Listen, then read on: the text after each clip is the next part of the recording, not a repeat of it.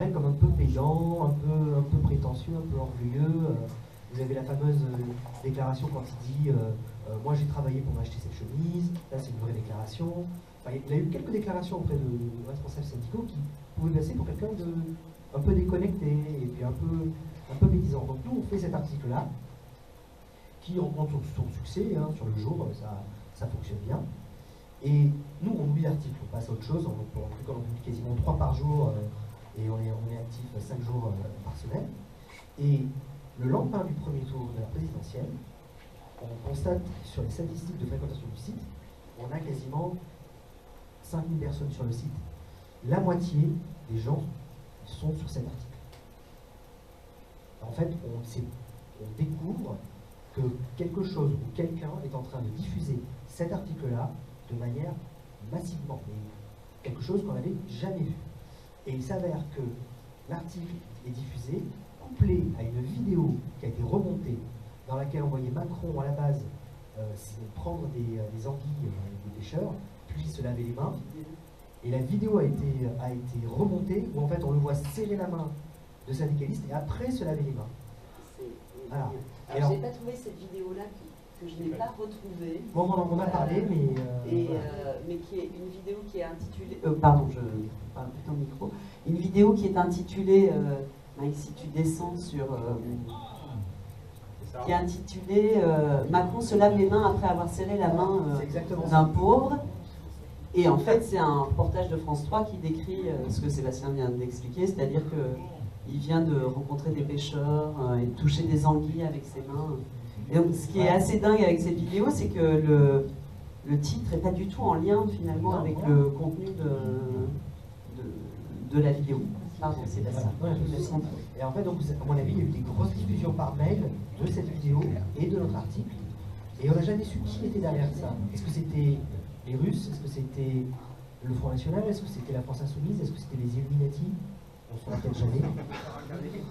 Mais c'est vrai que c'est la première fois qu'on a eu comme ça un article qui est manipulé et rediffusé. Alors du coup, nous, on l'a republié sur le site pour dire attention, ça vient de chez nous. Mais c'est arrivé à tel point que quand Macron est allé à Whirlpool dans l'entre-deux-tours, il discute avec des syndicalistes et vous avez un syndicaliste qui va l'interpeller en disant vous n'avez pas peur de vous salir en nous serrant les mains, monsieur Macron? Il l'interpelle comme ça. Et là, vous voyez ça derrière votre écran en vous disant waouh, c'est allé loin quand même. Mais voilà, c'est la première fois que nous on a vu comme ça un article manipulé, diffusé de manière complètement. Et ça devient, pour le coup, ça devient une fake news. Oui, qui n'est pas le cas parce que vous avez déjà eu quelques cas d'articles qui ont été mal compris. Je pense par exemple à un article que vous aviez fait en disant que 79% des hommes pensaient que Clitoris c'était la marque, le nom d'une marque de Toyota, d'une voiture Toyota. Voilà. Et ça a été pris au sérieux par un journaliste italien et tout.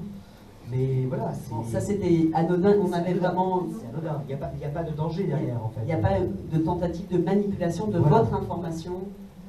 C'est ça. On a eu des cas comme quand Christine Boutin a repris une de nos informations. Et ça aussi, c'est anodin, ça ne pose pas de danger public. Enfin, peut-être, c'est Christine Boutin en fait. Bon. Mais là, on a vraiment eu une manipulation qui a été calculée, parce qu'en fait, on s'est rendu compte que l'article, il y avait une fréquentation sur cet article qui était récurrente depuis plusieurs mois. En fait, on l'avait publié, puis on voit que l'audience décroît, et à partir de janvier-février, on voit qu'il réapparaît dans le top 10 ou top 20 des meilleurs articles. Au plus fort de la campagne, enfin, voilà. de la campagne. On voit qu'il remonte. Mais moi, j'avais pas fait attention. Et c'est vraiment le lendemain du premier tour, il est dans les 3 meilleurs articles lus, et il y a quasiment en permanence 1500 personnes dessus. Et je crois que vous m'avez dit que c'était pour 2017, votre deuxième article le plus lu, ou c'est... Non, c'est vous qui m'avez donné cette information. Mais ça a été incroyable. Enfin, nous, on ne s'attendait pas à ça. On ne peut absolument pas trouver qui diffuse en masse. Alors juste, enfin, je vais laisser parler le spécialiste. Je sais pas. Non, en fait, si ça a été diffusé par mail, on ne saura pas. Parce que en fait, il faudrait demander à tous les gens qui ont reçu le lien par mail. Et c'est pas possible. Par contre, si c'est diffusé sur les réseaux sociaux, on peut quand même. Alors, on a une vague idée de d'où ça peut provenir. C'est-à-dire en termes de cyclage d'informations, on va avoir l'information qui va cycler, qui va retourner. on parlait tout à l'heure d'un exemple avant de démarrer, sur l'affaire Lactalis avec Cache Investigation, où ils ont créé le compte Facebook enfin le compte Twitter pour l'émission, en fait, pour pouvoir tweeter pendant l'émission. Et il y avait des comptes qui retweetaient ce que racontait Lactalis, qui avait été créé la veille, où personne ne les suivait. Donc ça, ce genre de robot, on arrive à petite échelle, on arrive à le détecter. Le problème sur l'holographie, c'est que, enfin sur cet exemple-là, il n'y a pas de trace en fait.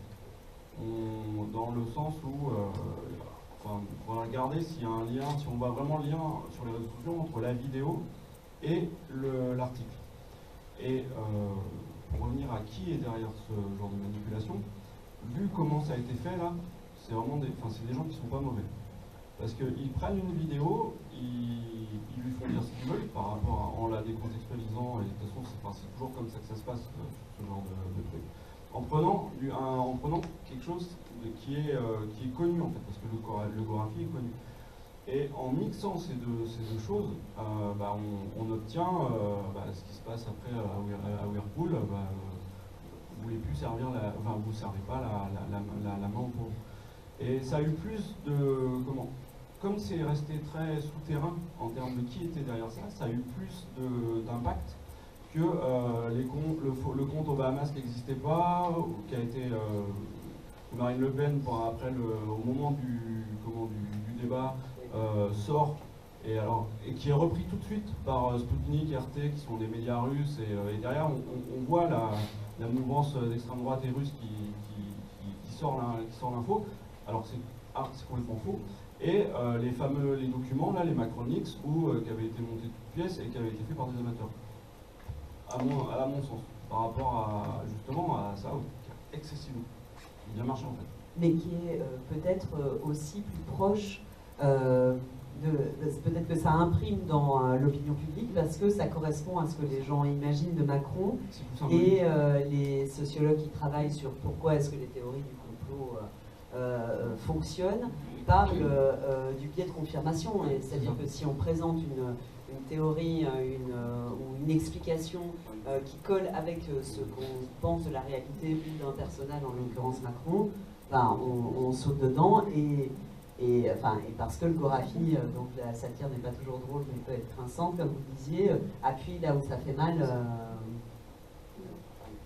Non, oui, en fait, c'est plus symbolique. C'est pour ça que ça a fonctionné. Alors que le compte offshore, il y a eu les Banana Papers et tout ça. Voilà. Beaucoup d'investigations journalistiques sur ce sujet de l'évasion fiscale. Voilà, un de plus, quoi.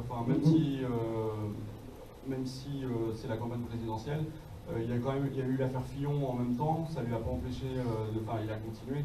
Donc, un de plus par rapport à. Alors que là, on est dans le symbole à fond et c'est ça qui fonctionne en fait.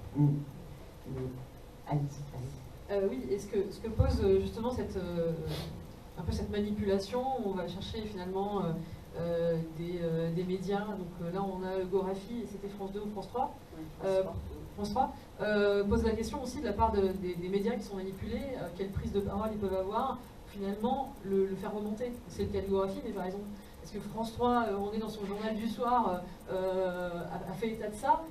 Comment, quand on est un média, on considère que ce qui se passe sur le numérique, c'est toujours notre responsabilité ou pas? On va jusqu'où, en fait, du coup, là-dessus? Et je crois que c'est aussi un enjeu aujourd'hui pour les médias.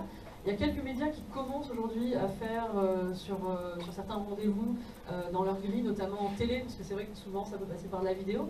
C'est un peu plus compliqué avec le numérique, mais avec la presse papier, je veux dire, ou la radio. Mais il commence à y avoir des programmes dédiés, fake news, vrai, faux, etc. Parce qu'il faut donner une réponse à ça en fait. Les médias doivent donner une réponse à ça. Donc il y a des initiatives qui existent de plus en plus, le Monde avec les décodeurs. On voit la Libération. En fait, c'est aussi, chaque média doit aussi gérer en fait ça et sa prise de parole. Et comment amplifier sa prise de parole? Est-ce qu'elle peut l'amplifier toute seule? Est-ce qu'elle peut l'amplifier avec d'autres médias?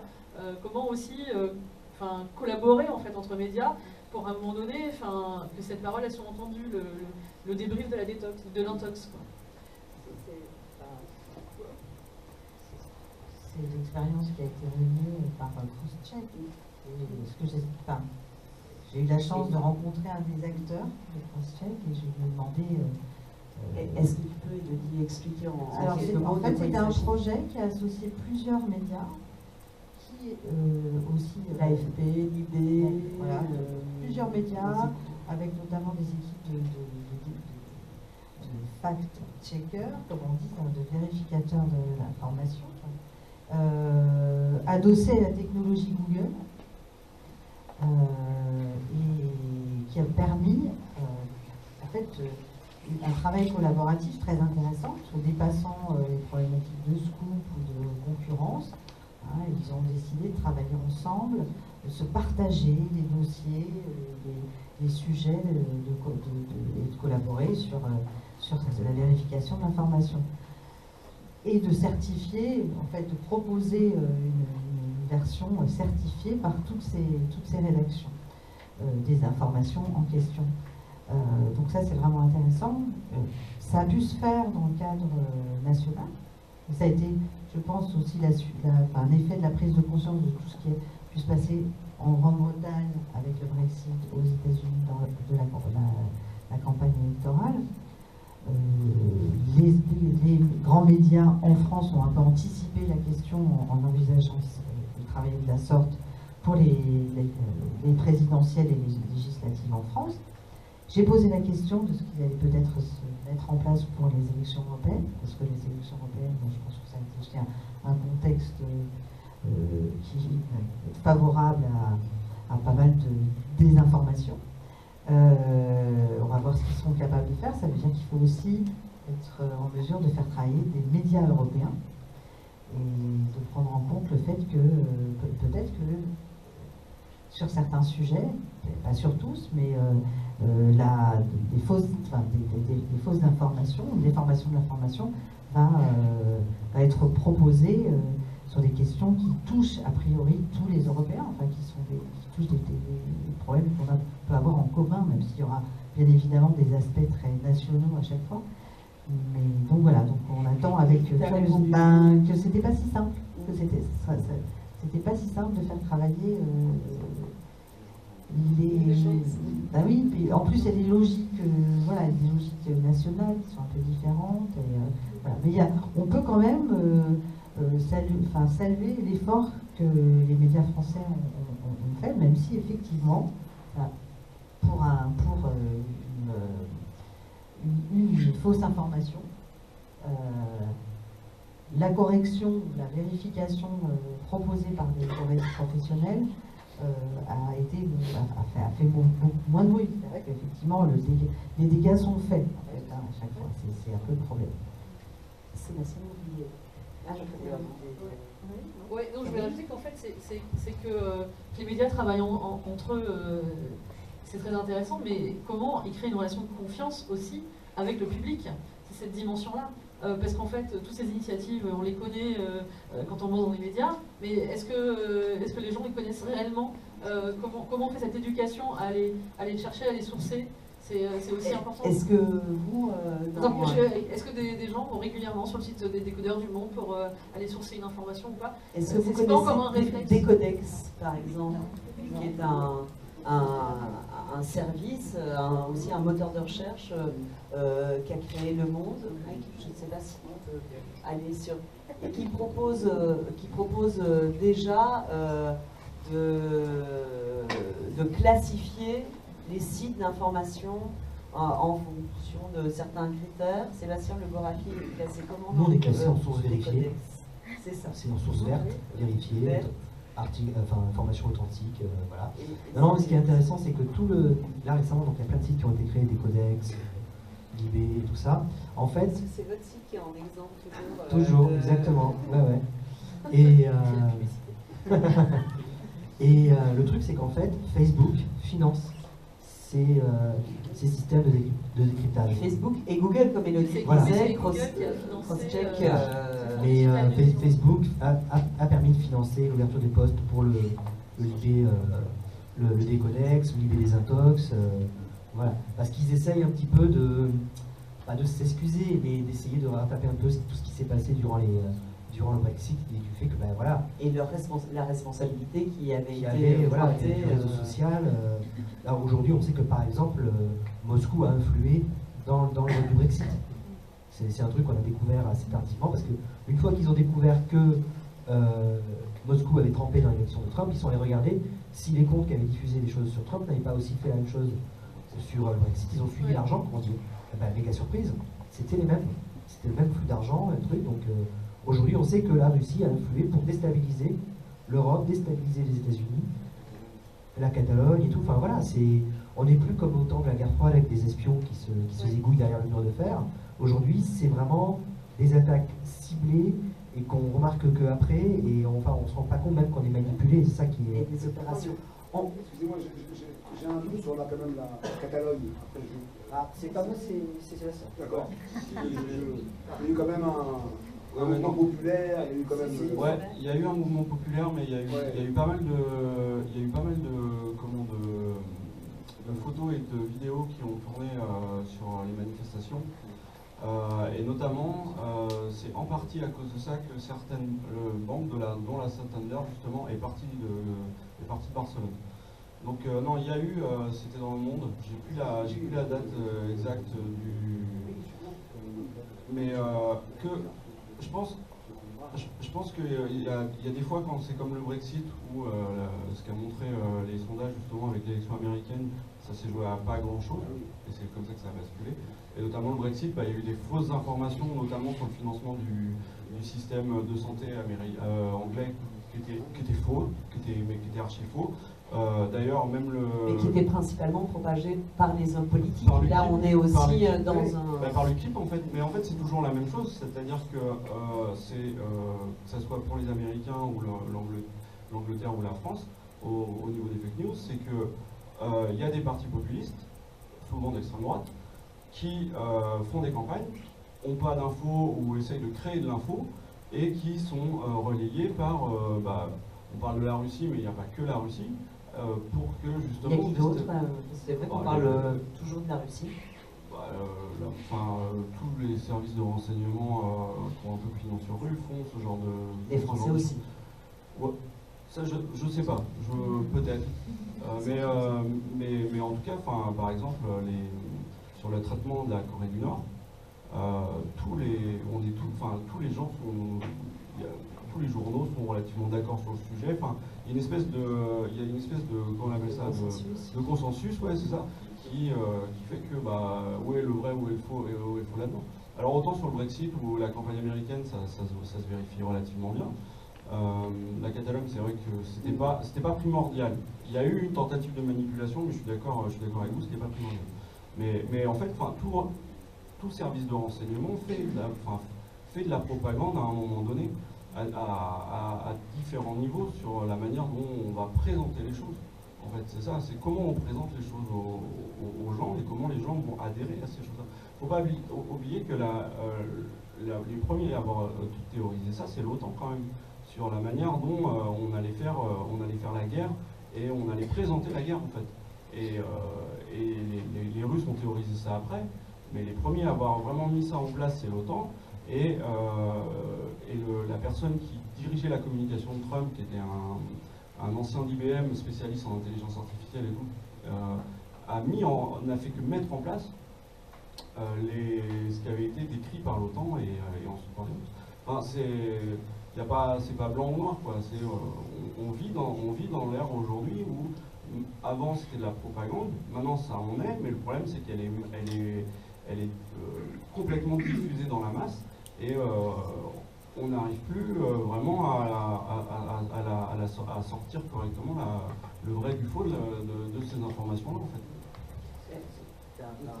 Un exemple aussi qui me vient, c'est, on parlait tout à l'heure de sites comme RT France ou Sputnik, et durant la campagne... des sites, des chaînes de télévision russes financées par l'État russe. Voilà, c'est financé par l'État russe. RT, c'est l'ancien Voice of Russia. Voilà. Et en fait, pendant la présidentielle, moi je me souviens, ils ont été les seuls à suivre une manifestation identitaire en plein Paris.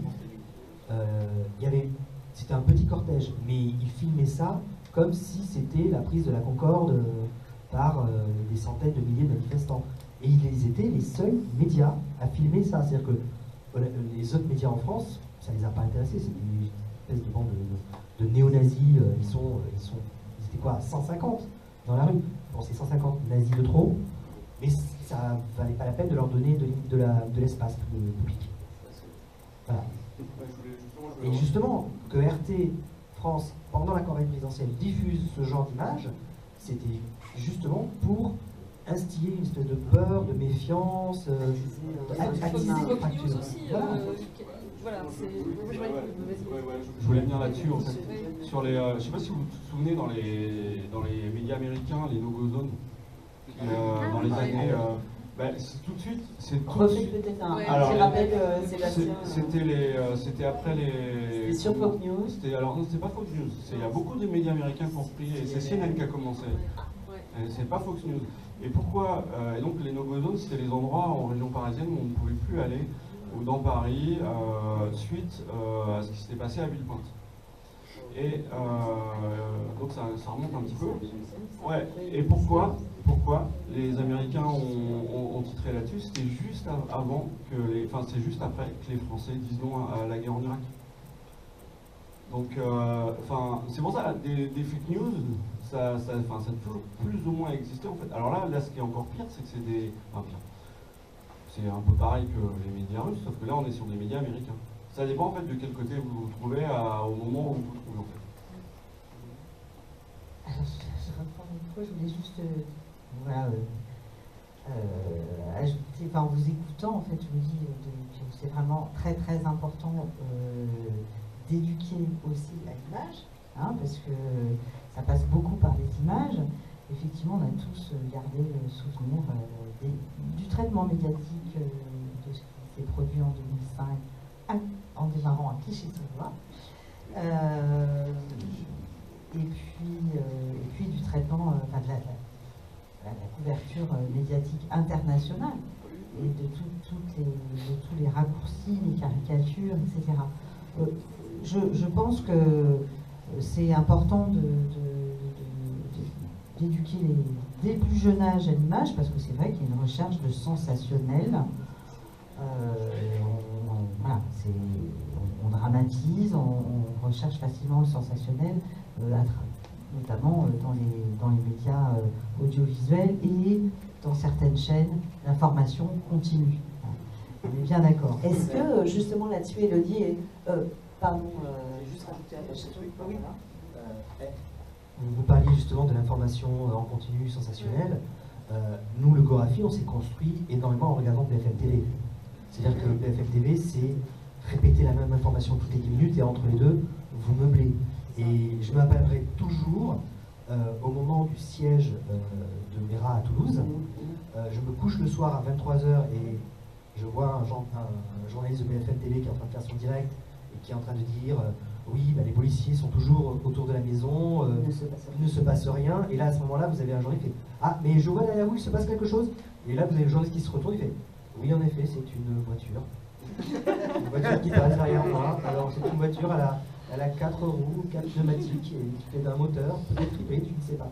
Et j'ai cru que le mec allait devoir expliquer comment ça marche une voiture. Et je me couche, et le lendemain, je me lève, j'ouvre BFM TV, et là, je vois le même journaliste, avec des valises jusque-là, qui est toujours en train de faire son direct, qui ne sait rien passer, et qui a dû faire toute la nuit. En fait, ça pourrait prêter à rire, même si l'ensemble était dramatique. Mais le voir continuer à meubler alors qu'il ne s'était rien passé, quand il a dû avoir peut-être 12 voitures qu'on est passé derrière lui et qu'à chaque fois il a dû dire ce que c'était, c'est un peu ça qui a nourri aussi l'absurdité du Gorafi. Et c'est exactement là-dessus que je voulais demander à Élodie de rebondir, c'est-à-dire que on parle de propagande, de la nécessité d'éduquer à l'image. Est-ce que, alors, deux questions, l'école est très sollicitée et même peut-être mise en demeure de produire cette éducation à l'information et à l'image. Et le Clémy œuvre à ça depuis plus de 30 ans. Est-ce que l'émergence des chaînes d'information en continu ont changé le rapport des élèves que tu rencontres très régulièrement, ce rapport à l'information des jeunes, est-ce qu'il a été changé par les chaînes d'information en continu et après j'arrête, je clôt ma question, que pour être moi-même, enfin pour me rendre souvent dans les classes pour faire des séances d'éducation à l'information en tant que journaliste, c'est quand même la source d'information la plus fréquemment citée par les jeunes, c'est BFM. Alors, j'ai entendu tout à l'heure que les médias étaient interpellés et qu'on leur demandait de se mettre au travail pour vérifier l'information. Depuis que ce phénomène de fausse information très amplifié par le numérique nous préoccupe et se trouve au centre des préoccupations, à tel point qu'il sera peut-être question de légiférer sur ce problème-là. Je ne sais pas ce que va devenir cette proposition, mais voilà, si les médias sont mis en demeure, l'école aussi. Hein. Donc c'est assez étonnant d'ailleurs, hein, parce que en fait, l'éducation aux médias, tu l'as rappelé, effectivement, existe à travers les instances qui en sont chargées, mais aussi dans les classes à l'initiative d'enseignants depuis des années. L'objectif au départ, en fait, c'était de faire rentrer l'actualité dans les classes, de façon à ce que les élèves, les jeunes, aient le goût de s'informer et prennent conscience qu'il existe différentes sources d'informations. Il y a 30 ans, quand les premiers ont commencé, parce qu'on a été autorisé à faire entrer la presse à l'école à partir de 1976, il faut le savoir quand même, donc c'est relativement récent. L'idée, c'était de faire toucher du papier, de faire des séances pour faire découvrir à la presse, montrer qu'il y avait une presse qui avait un point de vue sur l'actualité qui pouvait être différent selon les projets éditoriaux, l'engagement aussi des rédactions, faire aussi découvrir ce qu'on appelle le pluralisme, qui est si important en démocratie.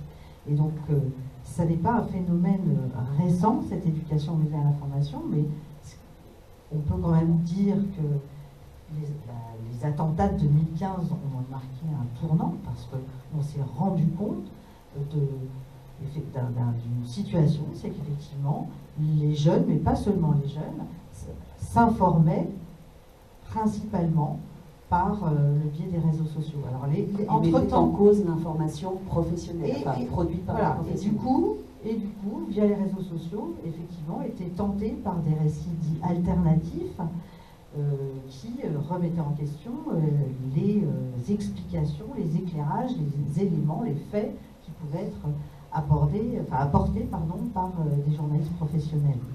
Donc ça a été une prise de conscience. Mais on s'est déjà intéressé à la façon dont les jeunes consommaient de l'information, effectivement, consommaient de l'information accessible, facile d'accès, parce qu'en fait il y a aussi cette question-là, hein, ça s'apprend de s'informer, ça demande un effort de s'informer, et ces dernières années sont arrivées, par exemple, les journaux gratuits qu'on trouve dans l'autobus quand on monte, voilà.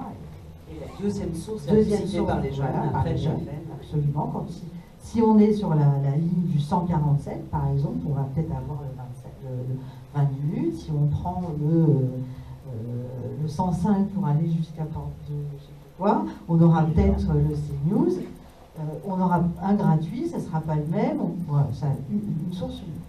Pour les chaînes d'information continue, c'est vrai que c'est la solution de facilité, on appuie sur le bouton, on est sûr d'avoir de l'info à tout moment.